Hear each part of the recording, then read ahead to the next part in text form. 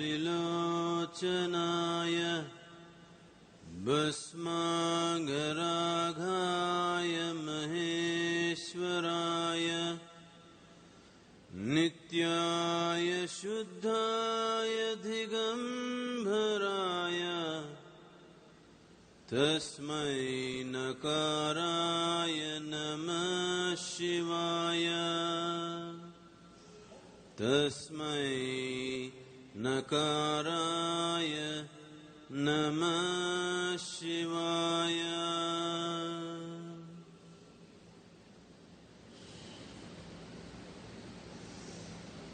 When we say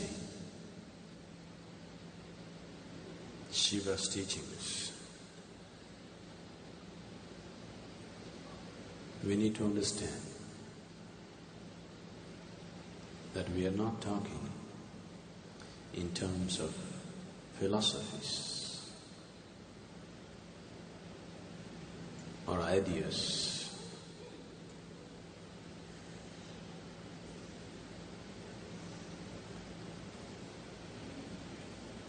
These are purely methods. They're just methods to get a person moving from one state of consciousness to another. There is no teaching involved. There is no philosophy involved. Shiva is not a philosopher, he's a yogi. When I say he's not a philosopher,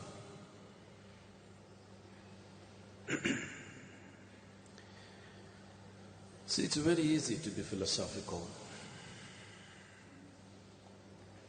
In fact, the less you know, the more the chances that you will become philosophical. It's very easy to become a philosopher. You just have to read a couple of books and misunderstand them. You can become a philosopher. The reason why you're talking about something that is written in a book is because you have not perceived, grasped life in any depth. If you had even read a single page of this vast existence, all your life you would be talking only that. There wouldn't be time to talk about anything else. So Shiva is a yogi, purely existential, not philosophical, not intellectual. This is not something that you can understand. This is not something that you have to be convinced about. This is not something that you have to agree with. This is something that you learn to relate with. If you can relate to it and experiment with it, it will do miraculous things for you. You could become as blissful as Devi became, that she just went mad as a March hare and romped about the mountains for many millennia. We'll curtail the time for you, but we got the mountains, we got the madness, we got everything. As he started expounding the various dimensions of yoga, Devi took on various forms.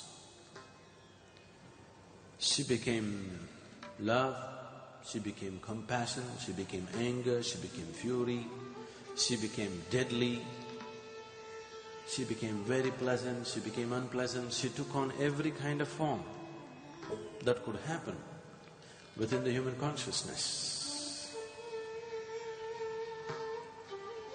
As she took on these forms, they went from the subtle to the more and more intense kind of forms.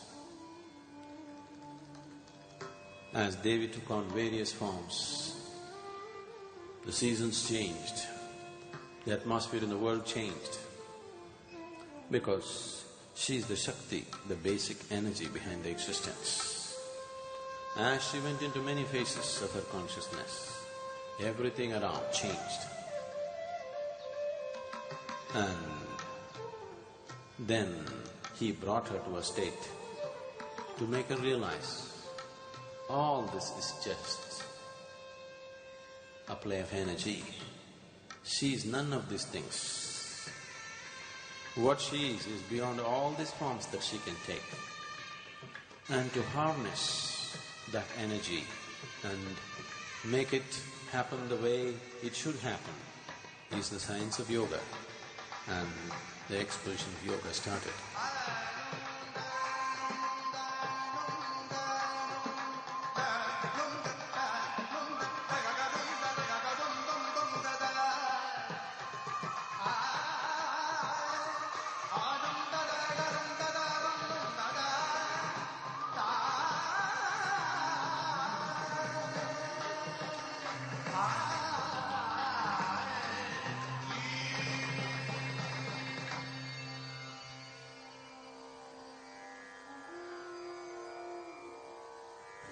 Shiva said, what you went through right now is just a play of your energy. This is not you. Then Devi asked, how do I realize that this is not me? Then Shiva gave her a simple process.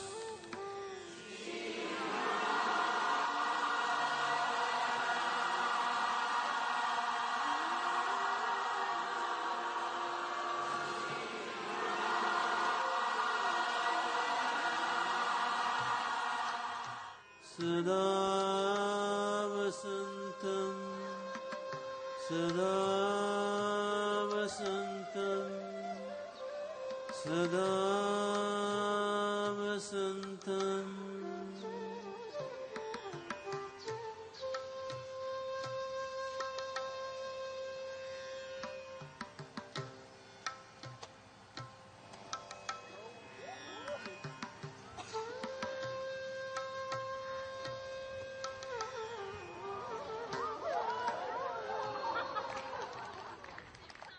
The dancer who is here, her name is Anita Ratnam, probably most of you already know. She is one of the foremost exponents of fusion kind of Bharatanatyam. She is internationally acclaimed artist. She has performed almost every part of the world. So she will be doing the Nadaradhana. This is a part of the Indian temple culture, that is, the puja or the worship was not just verbal. So people learn to use their whole body as a form of worship. Many of you're practicing Surya Namaskar, which is a form of worship, using the entire body to get into your worshipful activity within you. Similarly, dance also was used as a form of worship and as a form of involvement.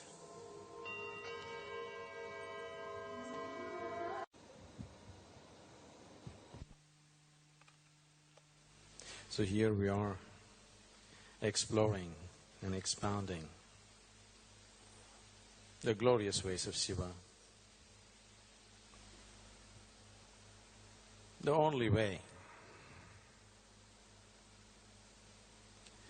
you can grasp what's happening here in the next 7 days is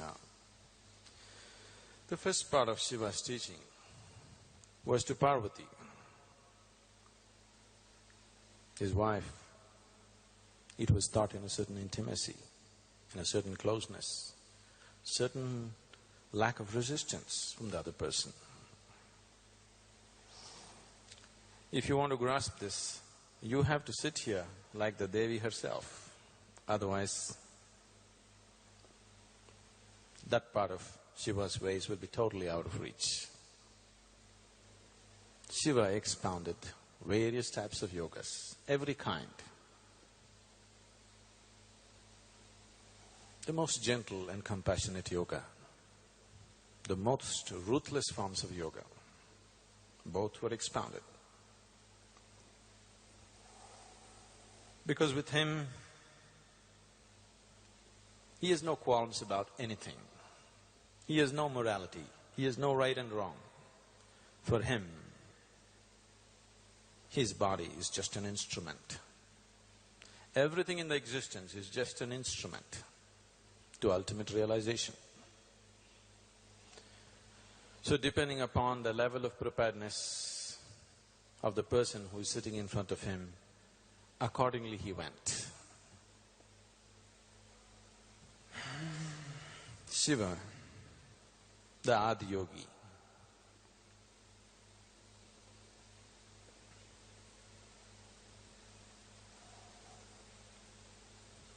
came to an inner state of stillness, where if he closes his eyes, he can sit like this till the end of the world. Simply he sat. Himalaya, many of you just went there and came. The mountain is personified. The king of Himalayas had a daughter whose name was Parvati. So Himalaya and Parvati came and started serving Shiva, where he was sitting and meditating. After many millennia, he opened his eyes and blessed Himalaya, and then he saw Parvati. Then he told Himalaya, "It is improper for you to bring a woman where there is an ascetic. You take her away." Immediately, Parvati said, "Why are you rejecting me? And who are you to reject me? You are the basic principle of the existence. These two are known as Purusha and Prakriti. Purusha is the masculine, Prakriti is the feminine. Prakriti also means nature. Purusha is the fundamental principle, Prakriti is creation.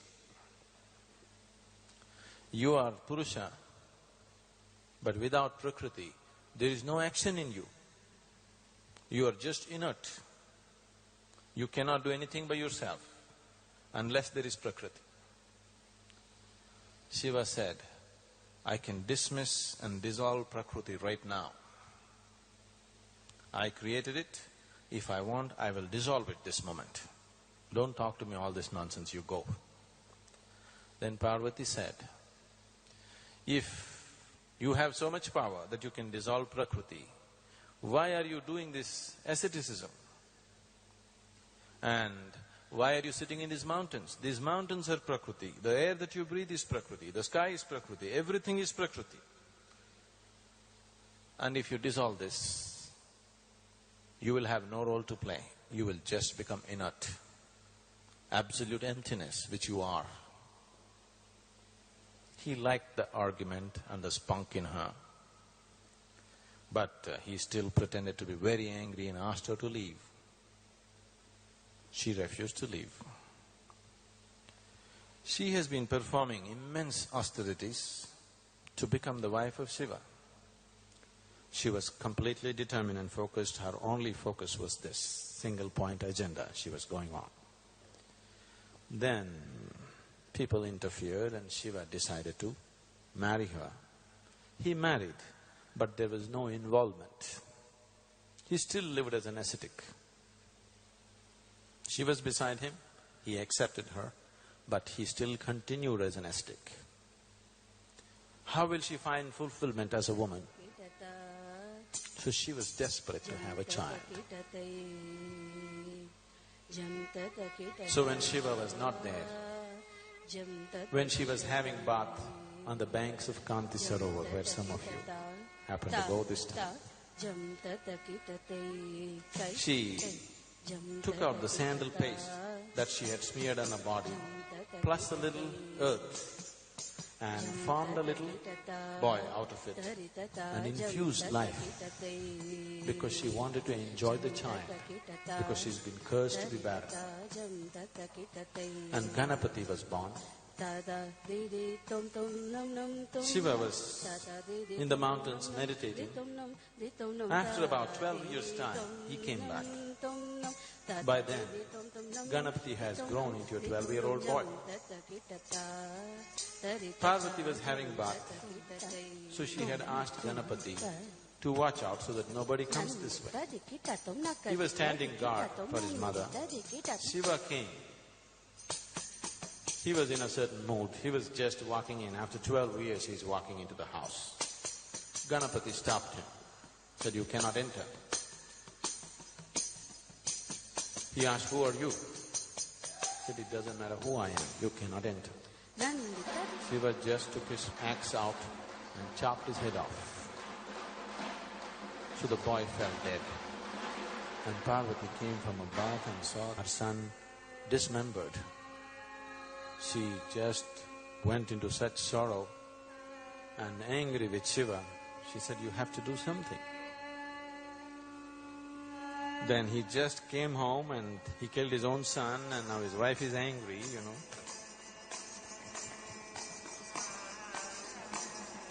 A lot of trouble. Then he sent out his ganas, "Go out into the mountains. The first animal that you see, behead the animal, bring the head. I will resurrect this boy once again." So the first animal they saw was a baby elephant. So they chopped the head of the elephant, brought it.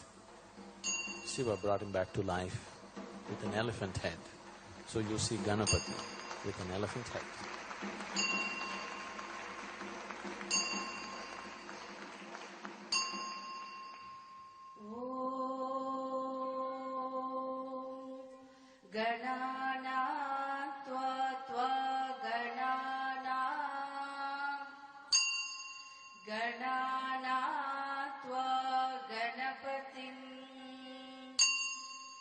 गणपतिं त्वा गणानां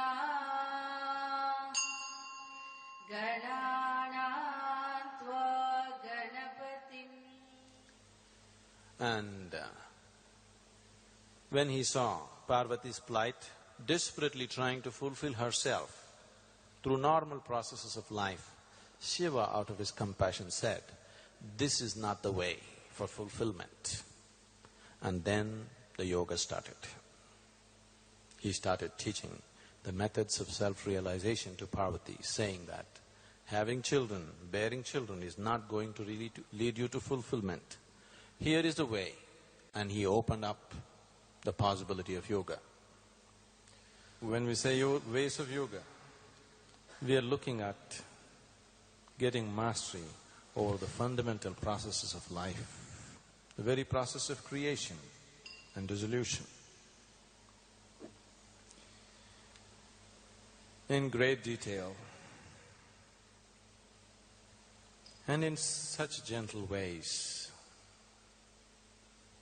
Shiva went about expounding the ways of yoga to Devi. The sutras, the Yoga Sutras of Shiva are such that almost in every sutra, he refers to her as the resplendent one, the gracious one, the beautiful one. So you need to understand that this teaching transpired between two people with utmost intimacy. Intimacy should not be understood as sexuality. Intimacy means there is no resistance. There is no need to fight through this person. This person is absolutely open to whatever is being offered.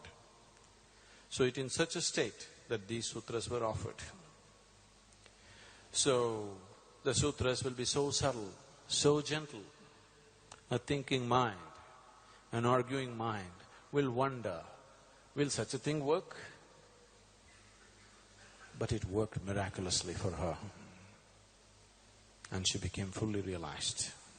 Here, if we have to expound yoga in Shiva's ways, you have to really sit in my lap. Absolutely no resistance. Either you have to sit here like a Devi, or you have to sit here as a child. If you can't do this too, you just have to enjoy the party. We'll make sure the party is good. Shiva repeatedly referred to Devi as the resplendent one. So, you must be that way. You must dress that way, you must be that way so that I can refer to you that way, okay?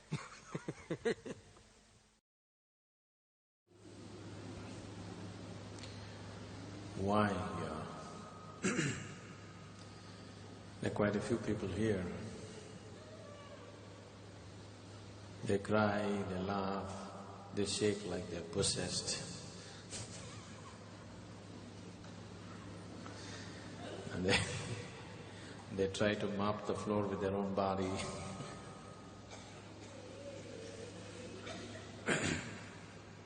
Why these people are like this? The devotees of Shiva have always been very extremist kind of people. Extremist not against somebody, extremist with themselves. Devotion means you don't matter anymore. Who you are is just nothing. Right now, Shiva, Shiva, take care of my life, Shiva, Shiva, my family should be good, Shiva, Shiva, my property should go well. This is deception, this is not devotion. When we say Shiva, when you utter the word Shiva, you must realize you have ignited a longing for the unbounded.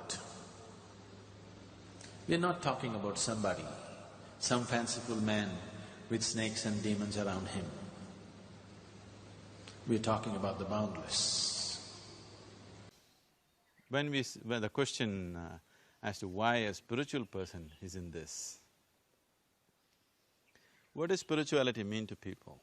Fundamentally, a spiritual person means he is also concerned about human well-being.